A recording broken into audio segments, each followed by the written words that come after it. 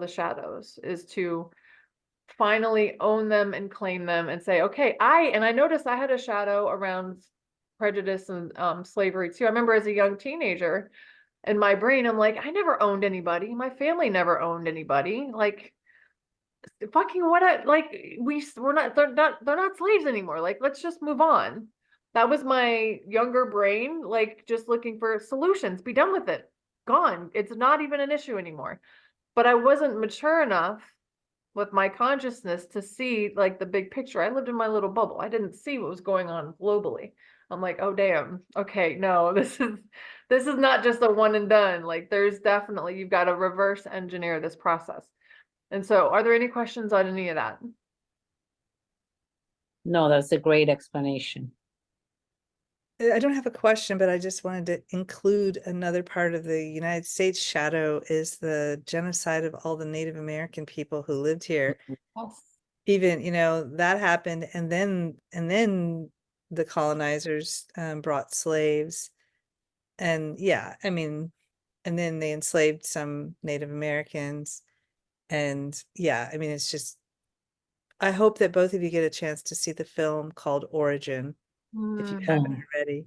It's out right now in the theaters, and it really looks at this shadow of of humanity, othering people, othering each other, othering some kind of people, making them less human, and then justifying, enslaving them or killing them or treating them horribly. And it starts off with a caste in India, and it goes to Mm-hmm. slavery, and then it goes into uh the Hitler Germany, and the it's horrible, but it's a wonderful film, and it really shows us our shadow as a Oh, human family. I'm getting chills on that, Kat. Thank you for throwing that because that's a perfect, I think it feels like from what you just shared, a perfect animation of the shadow work process because I do feel energetically if you don't deal with like whack-a-mole as a vegan I don't like this example but I don't know another example but the arcade game the whack-a-mole game you can whack one of the moles over here but then there's another one that's going to pop up over here so it's the same thing with energy doesn't have an opinion it doesn't judge it doesn't take sides energy is going to manifest in different ways if it's not actually dealt with in one of the forms. And so here's one of the things that I've noticed is that your hand is a great example. Sorry, the cat was licking my hand. I'm sorry I took my hand away. But so you have a core wound here. So let's call it, you can call it falling from grace when humanity's consciousness went from oneness awareness to shrinking into the third dimension of it's all about me. Zeitgeist is a great movie documentary. If you haven't seen Zeitgeist yet, you guys, in the very beginning, that's a cartoon animation of with the first beings on Earth, because Earth at one point was just plants and bacteria and so forth. And, throughout all the evolution, but before the dinosaurs and stuff, but it was aquatic animal life. And then there began to have, I think it was probably from like pollen from the oceans, started to create plant life. I don't know. I'm sure there were aliens in here somewhere some are helping to create like populate life on Earth. But so it shows life through the eyes of one of the aquatic beings. And I love this because as a vegan, we've tried to always animate this point to people who are thinking humans are better than animals. They're like, no, we're not. That's your little brain thinking that.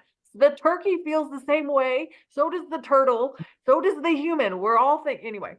But so this being is like a little amoeba-y looking fish and it gets really crowded in the water. And he's like, God, I got to get out of here. But gosh, over there outside the water, it's kind of heavy looking and I don't know what's out there.